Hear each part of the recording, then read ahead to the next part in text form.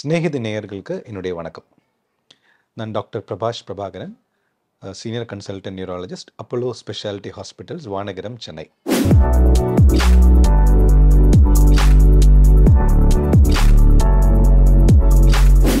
தலைச்சுத்தல் அதை பற்றி பேச போகிறோம். தலைச்சுத்தல்ங்கிறதுக்கான அறிகுறிகள்ங்கிறது வெர்டிகோ, டிசினஸ், இம்பேலன்ஸ். இதுதான் இதோட அறிகுறிகள். வெர்டிகோ அப்படின்னா ஃபுல்லாக சுற்றுறது, ஃபேன் சுற்றுற மாதிரி சுற்றுறதா இருந்துச்சுன்னா அது தலைச்சுத்தல். டிசினஸ்ங்கிறது தள்ளாட்டம், இம்பேலன்ஸ். அப்படியே சுற்றுற மாதிரி இருக்காது, ஆனால் கொஞ்சம் இம்பேலன்ஸ் மாதிரி ஃபீல் ஆகும்.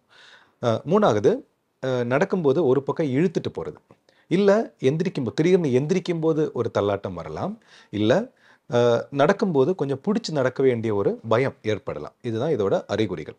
நார்மலாக நம்ம கண் வழியாக சுற்றி என்ன நடக்குதுன்னு நம்மளுக்கு தெரியும். காதுக்குள்ளே இருக்க பேலன்ஸ் சிஸ்டத்தினால நம்ம எந்த பக்கம் திரும்புகிறோம், ஏதாவது ஸ்லாண்ட் ஆகிறோமா என்கிற இன்ஃபர்மேஷன் மூளைக்கு தெரியும். மூணாவது, கால் நரம்பு, கை நரம்புகள்லேருந்தும் கால் எங்கே இருக்க, கை இருக்கிற இன்ஃபர்மேஷனும் மூளைக்கு தெரியும். இந்த 3 இடத்துலேருந்து வர இன்ஃபர்மேஷன் பிரெயின் யூஸ் பண்ணி நம்மளுக்கு ஸ்பேஸ் கான்செப்ட் அங்கிற ஒரு விஷயத்தை உருவாக்கும். அப்போ எங்கே இருக்கோம், எந்த ஃப்ளோரில் இருக்கோம், மணலில் இருக்கோமா, இல்லை ஹைட்டான இடத்துல இருக்கோமா, அந்த இன்ஃபர்மேஷன் எல்லாம் பிரெயினில் ஃபீட் ஆகிட்டு இருக்கும்.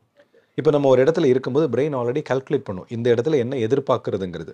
ஸோ ஆல்ரெடி ஸ்டோர் ஆகிற இன்ஃபர்மேஷனும் பிரெயின் எதிர்பார்த்த இன்ஃபர்மேஷனும் மிஸ்மேட்ச் ஏற்படுனா தலைச்சுத்தல், தள்ளாட்டம் ஏற்படும். இப்போ முக்கியமாக நிறைய இடங்களில் செர்விக்கல் ஸ்பாண்டிலோசிஸ்னால தலைச்சுத்தல், தள்ளாட்டம் வருதுன்னு சொல்கிறாங்க. புது ஆராய்ச்சிகள் படி அது வரதுக்கான வாய்ப்புகள் ரொம்ப ரொம்ப கம்மி. ஆனால் நிறைய எஃபர்ட் போட்டோன்னா அது என்ன காரணத்தினால வந்து கரெக்டாக கண்டுபிடிச்சு அதுக்கான வைத்தியம் பண்ண முடியும். இப்போ காசஸ் அப்படின்னு எடுக்கும்போது நம்பர் 1 ஃபங்க்ஷனல் பேலன்ஸ் டிஸார்டர்ஸ். அதாவது நம்ம கண்லேருந்து இருக்கிற இன்ஃபர்மேஷனும் காதுலேருந்து வர இன்ஃபர்மேஷன் மிக்ஸ் ஆகிற ஒரு இடம் இருக்குது. அந்த இடத்துல உள்ள கெமிக்கல் சேஞ்சஸ்னால வர பிரச்சனை தான் ஃபங்க்ஷனல் பேலன்ஸ் டிஸார்டர்ஸ். இது ஒரு ஹைப்பாத்தசிஸ் தான். இதில் இன்னும் நிறைய ரிசர்ச்சஸ் போயிட்டு இருக்கு. PPPD என்கிறது ஒரு புது வகையான வியாதி. இது கரெக்டாக கண்டுபிடிச்சோன்னா நல்ல ட்ரீட்மெண்ட் ஆப்ஷன்ஸ் அவைலபிள் தான். ஸோ இரண்டாவது BPPV.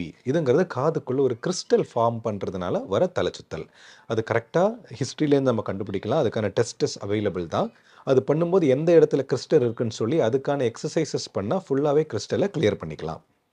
மூணாவது வெஸ்டிபுலர் மைக்ரேன். நம்ம மைக்ரேன்னா தலைவலி அப்படின்னு மட்டும்தான் நினைப்போம், கிடையாது. தலைச்சுத்தல் கூட மைக்ரேனோட ஒரு அறிகுறியாக இருக்கலாம். ஸோ வெஸ்டிபுலர் மைக்ரேன் இருக்கிறவங்களுக்கு தலைச்சுத்தல் மட்டுமாவும் இருக்கலாம், இல்லை தலைவலியும் தலைச்சுத்தலும் ஒரே டைம்லேயே இருக்கலாம், இல்லை வித்தியாசமான டைமில் கூட வர வாய்ப்புகள் இருக்குது. ஸோ நாலாவது, இதோட பெர்சன்டேஜ் கம்மியாக இருந்தாலும் நம்ம தலைச்சுத்தல்ங்கிற போது எமர்ஜென்சியாக நினைக்கும் போது ஸ்ட்ரோக், அதுவும் மூளையில் பின்பகுதியில் ஏற்படுற ஸ்ட்ரோக்கில் தலைச்சுத்தல்னால வரதுக்கான வாய்ப்புகள் அதிகம்.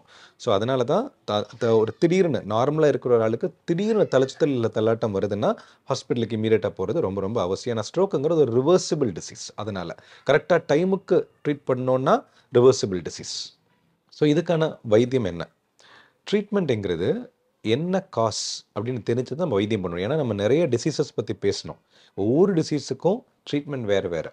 ஸோ கரெக்டான டயக்னோஸ், அது என்ன காரணத்தினால வருதுங்கிறது டயக்னோஸ் பண்ணுறது தான் முதல் படி. ஸோ டயக்னோசிஸ் ஃபஸ்ட், அதுக்கப்புறம் அதுக்கான டெஸ்ட் பண்ணி அதுக்கு என்னங்கிறது ப்ரூவ் பண்ணதுக்கப்புறம் ட்ரீட்மெண்ட்டுங்கிறது ஃபஸ்ட்டு சிம்டமேட்டிக் ட்ரீட்மெண்ட். அதுக்கு நிறைய மருந்துகள் அவைலபிள் தான். ஸோ இப்போ ஜுரம் கம்மி பண்ணுறதுக்கு மருந்து கொடுக்குற மாதிரி தலைச்சுத்தல் கம்மி பண்ணுறதுக்கு சில மருந்துகள். இது அறிகுறிகளுக்கு ஏற்ற மாதிரி. இது க்யூர் கிடையாது, கண்ட்ரோல் பண்ணுறோம். க்யூருங்கிறது என்ன காரணம்ங்கிறது தெரிஞ்சு அதுக்கான வைத்தியம் பண்ணால் கம்ப்ளீட்டாக க்யூர் பண்ணிக்கலாம். அடுத்ததாக வெஸ்டிபுலர் நியூரைட்டிஸ். இது காதுலேருந்து மூளைக்கு போகிற நரம்பில் ஏற்படுற இன்ஃப்ளமேஷனால் வருது. யூஸ்வலி ஒரு ஃபீவருக்கு அப்புறம் இல்லை ஒரு டயரியாவுக்கு அப்புறம் ஏதோ ஒரு இன்ஃபெக்ஷன் சோர்ஸ் இருக்கும். அதுக்கப்புறம் தான் நம்ம இதை காமனாக பார்க்குறோம். கரெக்டாக கண்டுபிடிச்சிட்டோன்னா கண்டிப்பாக ஃபுல்லாக க்யூர் பண்ணக்கூடிய வியாதி அது. அடுத்தது பைலேட்ரல் வெஸ்டிபுலர் ஹைப்போஃபங்க்ஷன். இதுங்கிறது யூஸ்வலாக சீனியர் எல்டர்லி பீப்புளில் தான் நாங்கள் பார்க்குறோம்.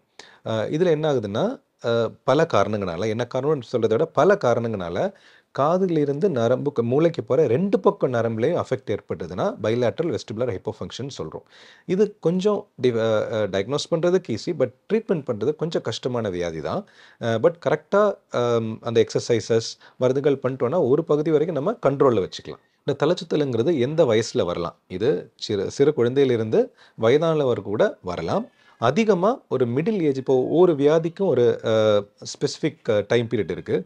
BPPVங்கிற வியாதிங்கிறது யூஸ்வலாக ஒரு அடல்ட் ஏஜ்லேருந்து ஒரு எல்டர்லி பாப்புலேஷனில் தான் அதிகமாக பார்க்குறோம்.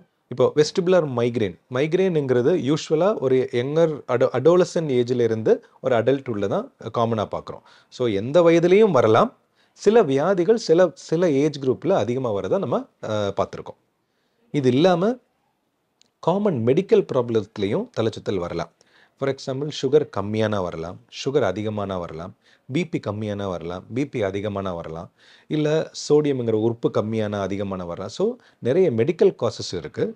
சில டைம் சில மெடிகேஷன்ஸ்னால கூட வரதுக்கு வாய்ப்புகள் இருக்குது. ஸோ ஒரு தரோ ஹிஸ்ட்ரி, ஒரு பேலன்ஸ் ஸ்பெஷலிஸ்ட்ட ஒரு தரோ ஹிஸ்ட்ரி பார்த்துட்டோன்னா இது என்ன காரணத்தினால வருதுன்னு கிளியராக துல்லியமாக கண்டுபிடிச்சு அதுக்கான வைத்தியம் பண்ண முடியும். இப்போ நம்ம ஃபங்க்ஷனல் பேலன்ஸ் டிஸார்டர்ஸ் பற்றி பேசணும். அதுதான் இருக்கிறதுலையே அதிகமான பெர்சன்டேஜ். இதில் ஸ்ட்ரக்சரல் ப்ராப்ளம் எதுவுமே பிரெயின்லேயோ இல்லை இன்னர் இயர்லேயோ கிடையாது. இதில் இந்த ஃபங்க்ஷனல் பேலன்ஸ் டிஸார்டர்ஸ் இருக்கிற நிறைய பேருக்கு ஆன்சைட்டியும் அது கூட நாங்கள் பார்க்குறோம்.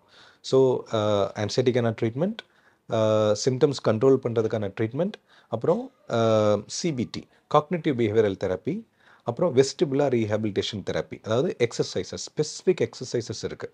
அது நம்ம ஃபார் எக்ஸாம்பிள் குழந்தையாக இருக்கும்போது நம்ம குதிப்போம், ரவுண்ட் பண்ணுவோம். ஆனால் ஒரு அடல்ட்ஹுட் வந்ததுக்கப்புறம் நம்ம அந்த மூமெண்ட்ஸ்லாம் கொஞ்சம் கம்மியாகும். ஸோ அதெல்லாம் ஸ்பெசிஃபிக்காக சில எக்ஸசைஸ் பண்ணால் அந்த ஸ்டிமுலேஷன் ஃபீட்பேக் மெக்கானிசம் கரெக்டாக இருக்கும். அதுக்கு வெஸ்டிபுலர் ரீஹாபிலிட்டேஷன் தெரப்பின்னு சொல்லுவோம். இது ஒரு முக்கியமான டூல். இது இந்த ட்ரீட்மெண்ட்டில் ஒரு முக்கியமான டூல். ஸோ இந்த ப்ராப்ளத்துக்கு யாரை அணுகிறது? நியூராலஜி, இஎன்டி 2 பேரும் சேர்ந்து இருக்கிற ஒரு இடம் இதுக்கு கரெக்டான இடம். ஏன்னா இந்த வெர்டிகோ, டிசினஸ், பேலன்ஸ் டிஸார்டர்ஸுங்கிறது நியூராலஜிலையும் இஎன்டிலையும் ஸ்ப்ரெட்டாக இருக்கும். அது ஒரு ஸ்பெக்ட்ரம் ஆஃப் டிசீஸ் அது. ஸோ சம்மரைஸ் பண்ணோன்னா கரெக்டாக டயக்னோஸ் பண்ணால் முழுமையாக கண்ட்ரோலில் வச்சுக்கக்கூடிய ஒரு 85 to 90% கண்ட்ரோலில் வச்சுக்கக்கூடிய வியாதி தான். வணக்கம்.